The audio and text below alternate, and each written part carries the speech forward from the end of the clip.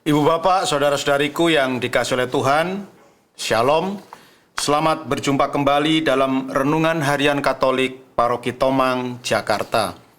Hari ini hari Selasa, tanggal 19 September tahun 2023. Tema renungan kita hari ini adalah Allah yang penuh belas kasih.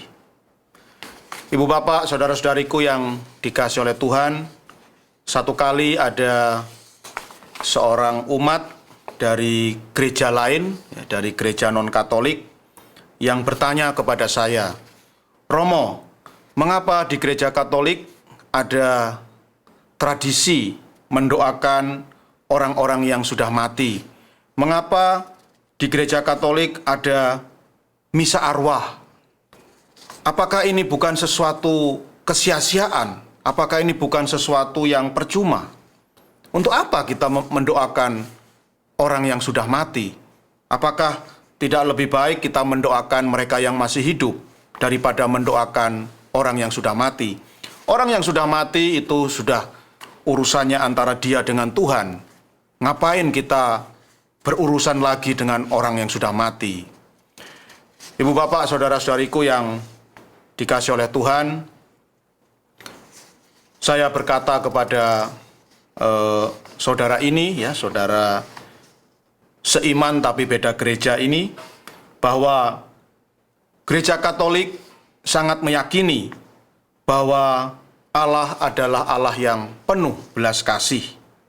Dan gereja Katolik juga meyakini bahwa belas kasih Allah itu tidak hanya berlaku ketika manusia itu masih hidup di dunia ini, melainkan juga berlaku ketika orang itu sudah mati. Mengapa demikian? Karena dalam pandangan gereja Katolik sebenarnya kematian itu tidak ada. Jadi baik masih hidup maupun sudah mati, baik masih bernafas maupun sudah tidak bernafas, semuanya itu masih hidup.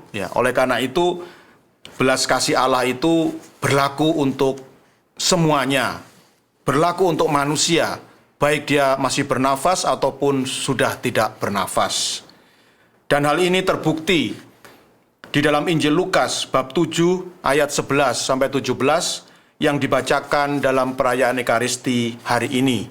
Dalam Injil hari ini dikisahkan tentang seorang janda dari Nain, dari kota Nain, yang sungguh sangat berduka, yang sungguh sangat bersedih ketika anaknya yang tunggal meninggal, ketika anaknya yang tunggal, anak satu-satunya mati.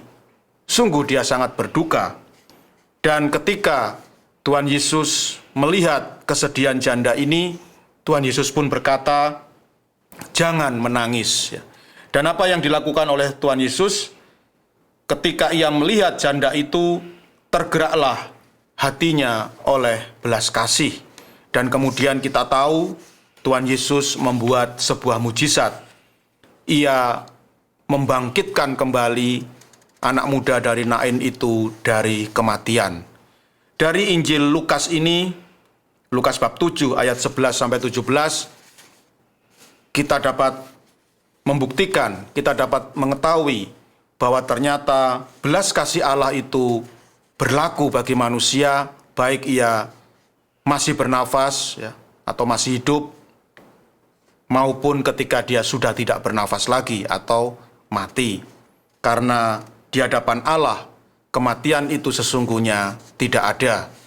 Baik yang masih ada di dunia ini, maupun yang sudah melepaskan jasmaninya karena kematian, semuanya adalah hidup di mata Allah. Ibu bapak, saudara-saudariku yang dikasihi oleh Tuhan, kita sungguh bersyukur memiliki Allah yang penuh belas kasih. Dan belas kasihnya itu berlaku baik waktu kita masih hidup maupun ketika kita sudah mati. Dengan belas kasih Allah yang besar, seperti yang tampak dalam diri anak muda dari Nain, maka kita boleh yakin bahwa bagi para pengikut Kristus, kematian itu sesungguhnya tidak ada. Fisik bisa mati, tetapi roh selalu hidup. Kita semua selalu hidup di hadapan hadirat Allah. Kita tidak pernah mati. Oleh karena itu, marilah kita juga hidup dalam semangat belas kasih kepada sesama, karena Allah ternyata juga selalu menaruh belas kasih kepada kita. Tuhan memberkati.